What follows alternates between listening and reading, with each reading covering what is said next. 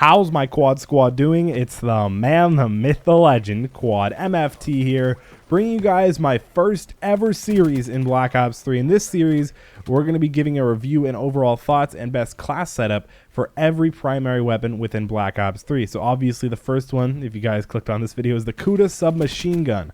Also, I wanted to give you guys a little bit of a fair warning. In this series overall, and every single one of these videos are part of the series, I'm not going to be really telling you guys precise statistics. I'll be telling you guys basic statistics, which, you know, they're important. I wouldn't say always having the most precise statistics is going to make you outgun everybody or know the most about the gun, but it's really not what this series is about. I'm not trying to compete with people like Prestigious Key or Drifter. They're much more precise in their reviews. If you guys want to go look at that, go ahead and do it. They have some amazing videos. I could never compete with how precise their videos are. Also, at the end of every episode, I'll be giving out a rating for each weapon.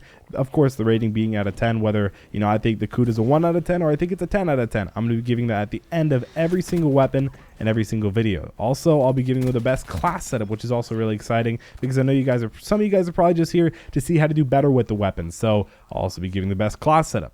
Here are the Kuda stats. Okay, so the range is not bad. You know, it's got a decent amount of range. The damage doesn't really fall off too hard at range, which you would think would be kind of weird for the Kuda, because the Kuda, and this is just completely, this is not off stats, this is just thinking.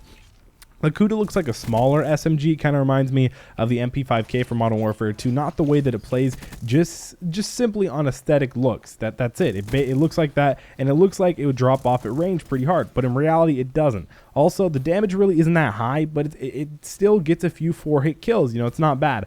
Obviously, at range, it's probably going to get a lot more 5-bullet kills, but 4-hit kills are pretty common with it. It's a good SMG. It's also a pretty consistent pick no matter what.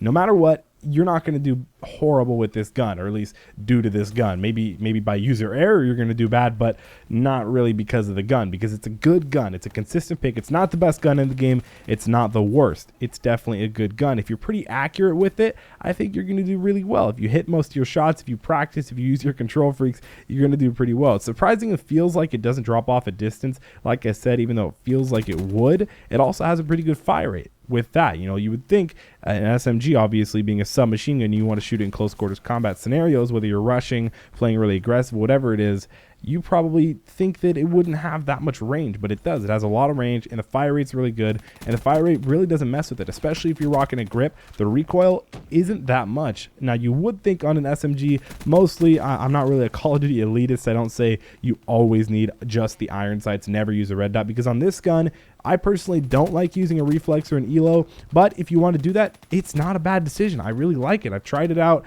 I've used it multiple times. I've watched a bunch of videos on it, and I like it with the reflex. But again, I do like the iron sights on it, so that's what I'm going to have to suggest you guys to do. By the way, you actually default start off with this weapon at level 1, or basically whatever, so you don't really have to prestige with it or try and keep it over the prestige token or anything like that. Don't worry about that. You also start with 30 ammo in your clip, and you have 90 to spare, so if you guys are going for the bigger streaks, things like the Hater, the Mothership, you're probably going to want to run Scavenger as your second perk, but you may just want to rely on picking up other people's weapons. That's actually not a bad idea. I'm going to be throwing up the best class setup in the upper right hand corner right now.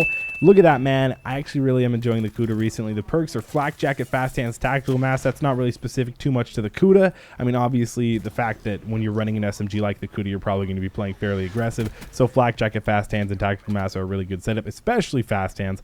Also, as you can see, my attachments, which I really think are the most important things, are Grip, Quick Draw Stock, and Fast Mags. You might be able to switch out Fast Mags for Extended Mags if you're more of a person who doesn't really like to spend time reloading, but if you play a lot of Call of Duty, you probably reload quite a bit. So Fast Mags is really important because you do run through ammo pretty fast. And if you guys really don't think Fast Hands is that good of a perk, even though I think it's one of the best perks in Black Ops 3, switch out that second perk for Scavenger. You're going to run through ammo pretty fast on the Kuda. Earlier I did say reticles are pretty good, and they are. Iron sights aren't that bad. They look like a normal Call of Duty gun iron sights. You know, they're not too complicated. Some guns in this game just get way out of hand.